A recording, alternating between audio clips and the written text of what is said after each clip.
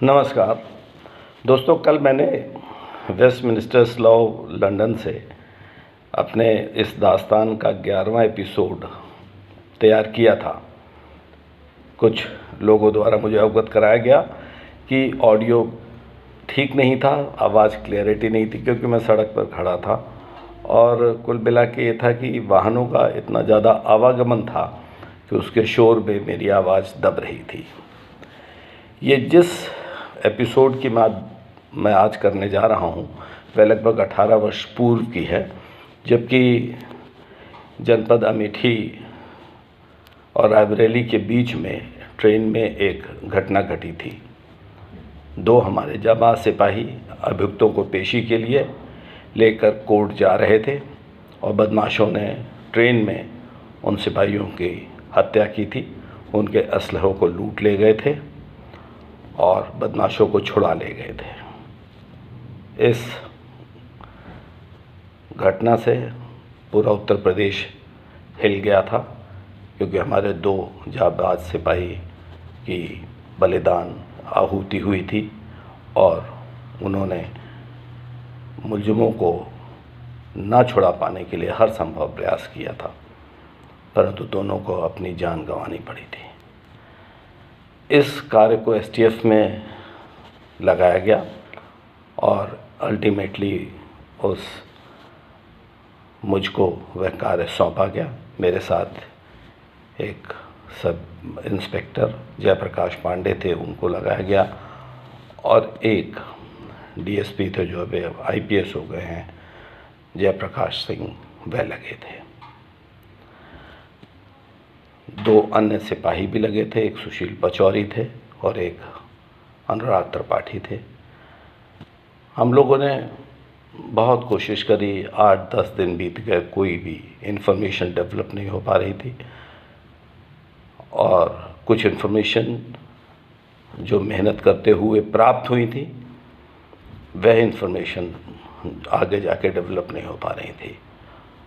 Ultimately एक मुखबिर ने सूचना दी, हमने उस पर कार्य किया और कार्य करने के उपरांत ये बात निकल कर आई कि बदमाश जो हैं वह मोहनलालगंज स्थित रायबरेली रोड की ओर से आएंगे और उन्हें किसी अन्य एक कार्य को अंजाम देना था। मैंने अपने सहकर्मचारी और अधिकारियों के साथ वहाँ पर गाड़ाबंदी की। समय रहते शाम के समय आहट हुई। जो हमारे साथ मुखबिर था उसने बताया कि यह बदमाश हैं। हमने गिरफ्तारी के लिए उनको ललकारा और लगभग गिरफ्तारी के काफ़ी हम करीब थे, परंतु उन बदमाशों ने उन्हीं राइफ़ल के साथ जो उन्होंने सिपाहियों से लूटी थी उससे फायरिंग शुरू कर दी।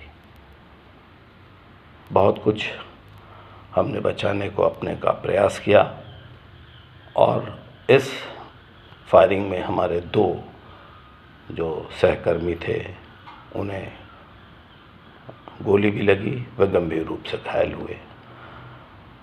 अल्टीमेटली हमने अपने जान को बचाने के लिए उन बदमाशों को अंतिम समय तक ललकारा, गिरफ्तारी करने के लिए उन्हें कहा कि वह सरेंडर हो जाए, परंतु उन्होंने फायरिंग बंद नहीं करी और हमने अपने बचाव में फायरिंग करी, जिससे वह बदमाश घायल हुआ। बदमाश को लेके हम अस्पताल गए। उपचार के दौरान उसकी मृत्यु हुई और जिस असलहे से वह फायर कर रहा था वह पुलिस की राइफ़लें थी। एक राइफ़ल से वो फायर कर रहा था, एक राइफ़ल उसने बैग में रखी हुई थी, वह बरामद हुई। बहुत ज़्यादा इस कार्य से पुलिस का मनोबल बढ़ा, शासन स्तर पर प्रशंसा हुई। जो हमारे साथ कर्मचारी थे उन लोगों को पुरस्कृत किया गया।